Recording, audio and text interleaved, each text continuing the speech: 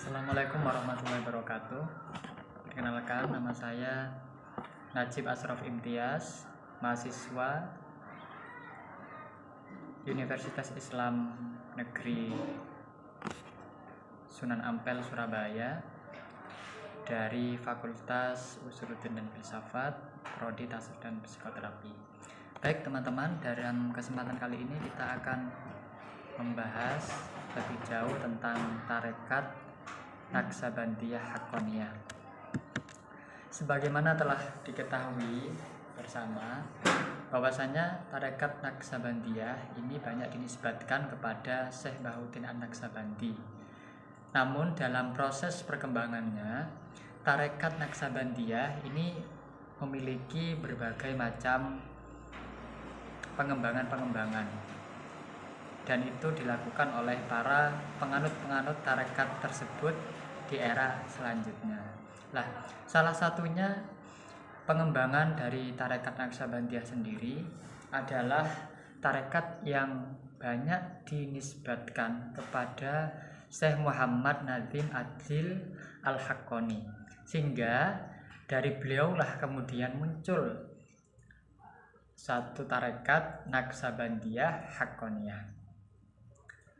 Nah, tarekat ini pada awalnya berpusat di Cyprus dan terdapat banyak pengikutnya di berbagai belahan dunia. Misalnya kita sebut saja benua Eropa, Amerika, Asia, Afrika, dan tidak terkecuali juga di negara kita, yakni negara Indonesia itu sendiri. Latar belakang dari beliau lahir di Larnaca, Siprus, 22 April 1922. Berdasarkan silsilah darah atau kenasaban beliau, dari jalur orang tua beliau bersambung kepada Rasulullah SAW, lebih tepatnya dari sisi ayahnya. Bahkan beliau juga termasuk keturunan dari Syekh Abdul Qadir Al-Jailani sebagai pendiri dari thariqah yang pertama, yakni thariqah Qadiriyah. Sedangkan dari jalur ibu, dari nasab ibunya, beliau tersambung dengan Syekh Jalaluddin Rumi dan hingga sampai kepada Abu Bakar As-Siddiq radhiyallahu anhu. Maka sebagaimana kebanyakan para ilmuwan dan juga ulama Islam, beliau Syekh Muhammad Nazim Adil Al-Haqqani melakukan pengembaraan ilmiah atau keilmuan. Sebut saja dalam hal ini seperti Syekh Abdul Jalil Murad dan juga Syekh Abdul Aziz bin Muhammad Ali. Beliau menimba ilmu jurisprudensi Islam atau ilmu fikih yang bermadhab atau beraliran Hanafi kepada kedua ulama ini. Nah, sedangkan di dalam ilmu ketarekatan beliau belajar kepada Syekh Sulaiman Az-Zaruni. Tepat pada tahun 1945, Syekh Nazim menjumpai Syekh Abdullah Faiz Al-Dagestan. Pertemuan dengan Syekh Abdullah Al-Dagestani ini disifatkan sebagai perjalanan spiritual di dalam kehidupan beliau. Kemudian beliau berbaiat kepada Syekh Abdullah Faiz Al-Dagestan, dan selanjutnya beliau diantar oleh Syekh Abdullah Al-Dagestan ke Cyprus untuk menjadi khalifah tarekatnya di sana. Setelah beberapa lama, Syekh Nazim kemudian kembali ke Damaskus dan menikah dengan Aminah Adil.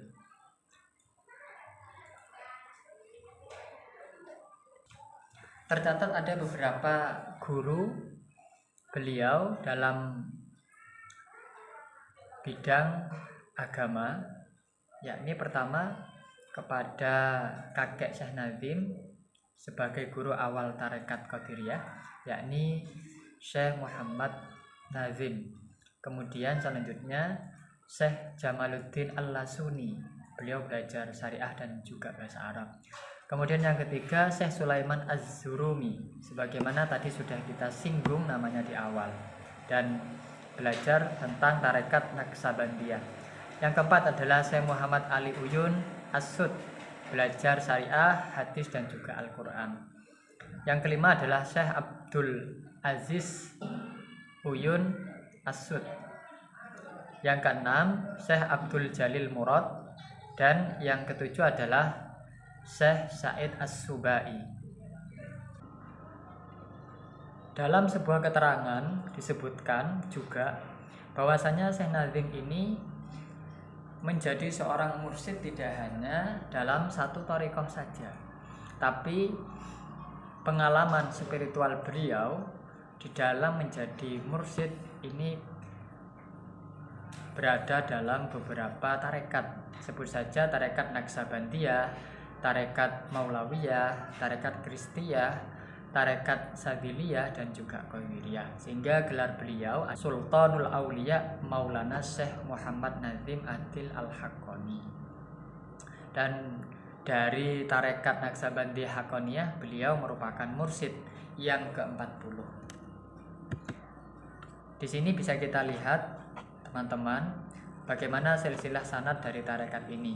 Tentu yang pertama adalah beliau Rasulullah SAW atau Nabi Muhammad, dan di akhir itu di nomor ke-20 terdapat Syekh Ubaidillah Al-Ahrar. Kemudian mursyid yang ke-21 Muhammad Az-Zahid, dan yang ke-40 adalah Syekh Muhammad Nazim Al-Haqqani. Dari catatan ini sehingga kita bisa mengetahui silsilah ketarekatan di dalam tarekat Naqsabandiyah Haqqaniyah.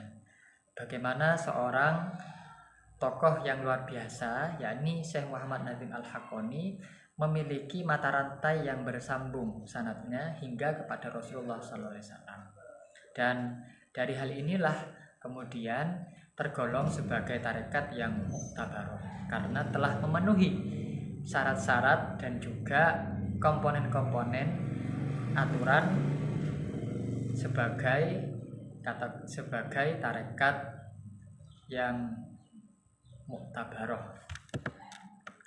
Baik. Selanjutnya adalah doktrin dalam tarekat ini. Yang pertama adalah sadar sewaktu bernafas. Artinya doktrin yang dijalankan adalah ketika kita hidup kita sadar bahwasanya kita ini adalah makhluk ciptaan Allah dan tujuan kita adalah untuk beribadah kepada Allah. Sebagaimana disebutkan di dalam Al-Quran, wa ma khalaqtul jinna wal insa illa liya'budun, dan tidaklah manusia diciptakan dan juga jin diciptakan kecuali dalam rangka untuk beribadah kepada Allah Subhanahu wa taala. Doktrin pertama ini betul-betul ditanamkan di dalam tarekat Naqsabandiyah Haqqaniyah. Selanjutnya adalah menjaga langkah. Menjaga langkah dalam doktrin tarekat ini itu mengarah kepada menjaga lahiriah atau menjaga sesuatu yang bersifat formal di dalam agama atau eksoteris, dalam hal ini adalah syariah. Maka bertarekat juga tidak melupakan aspek-aspek yang bersifat fiqhiyah atau syariah. Maka keduanya itu dijalankan secara seimbang. Selanjutnya adalah sepi di tengah keramaian.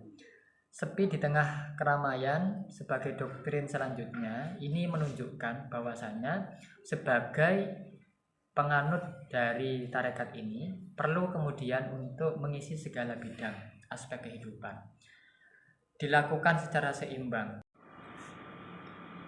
Doktrin selanjutnya pada tarekat Naqsabandiyah Haqqaniyah adalah ingat. Ingat ini artinya kita menancapkan di dalam hati untuk senantiasa ingat kepada Allah Subhanahu wa taala.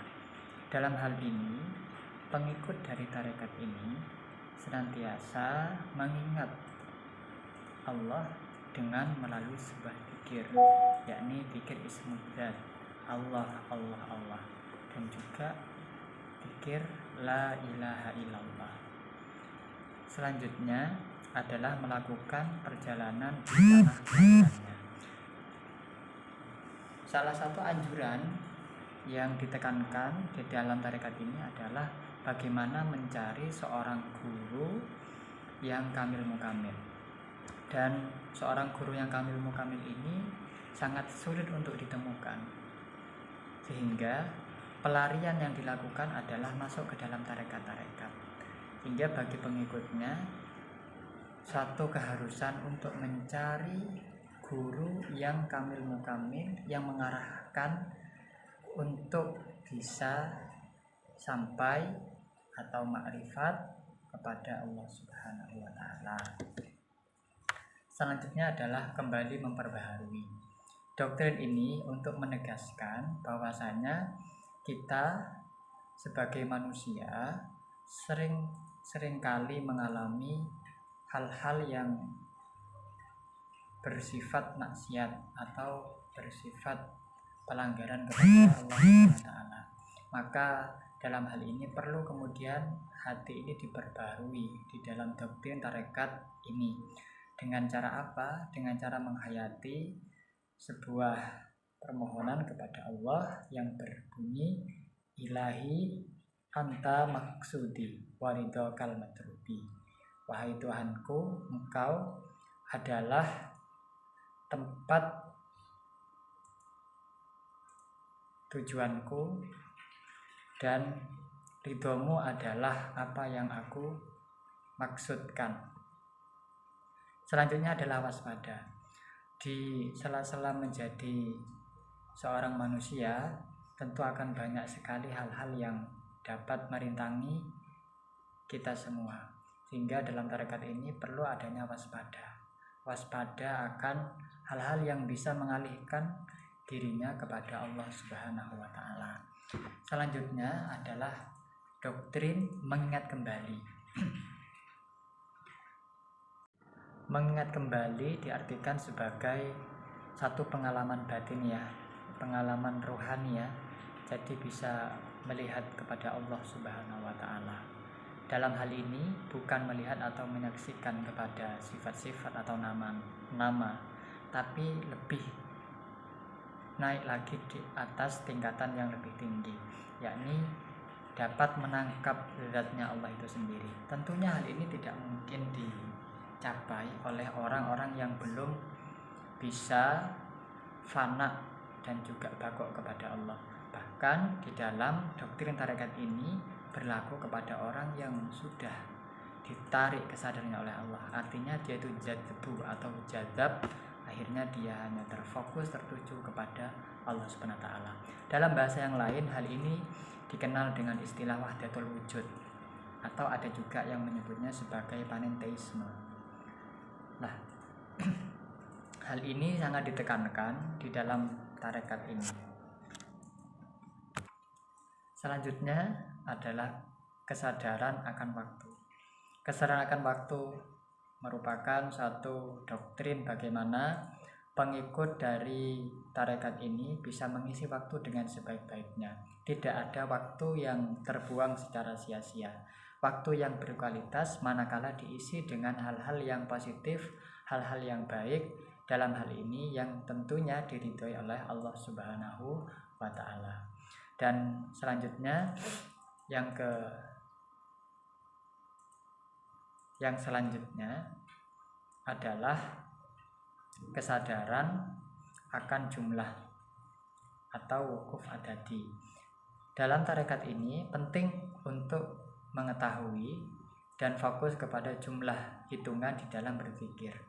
Karena melalui fokus kepada jumlah dan hitungan berzikir, di situ bisa menjadikan orang yang baca fokus kepada bacaan zikir tersebut dan menjadi media atau perantara, dia tidak terganggu oleh lingkungan sekitarnya, sehingga ketika dia fokus ke dalam bacaan zikirnya, di dalam hitungannya, maka dia akan mudah untuk tersambung dengan Allah Subhanahu wa taala. Dan yang terakhir adalah kesadaran akan hati atau wukuf qalbi. Dalam hal ini hati kemudian dengan segala tingkatannya, al-qalbu, kemudian al-hub, asir, fuad dan sebagainya, itu sudah sadar akan kehadiran Allah Subhanahu wa taala. Ini doktrin-doktrin yang ditekankan di dalam tarekat Naqsabandiyah Haqqaniyah. Sedangkan transformasi ritual dalam tarekat ini ada banyak sekali. Yang pertama adalah bai'ah, kemudian juga muraqabah dan rabithah. Selanjutnya adalah suluk, kemudian warling dervis. Selanjutnya adalah zikir, ziarah, peringatan hari besar Islam, dan juga percaya akan turunnya Imam Mahdi. Baik, mungkin hanya ini yang bisa kita bahas dalam tarekat ini.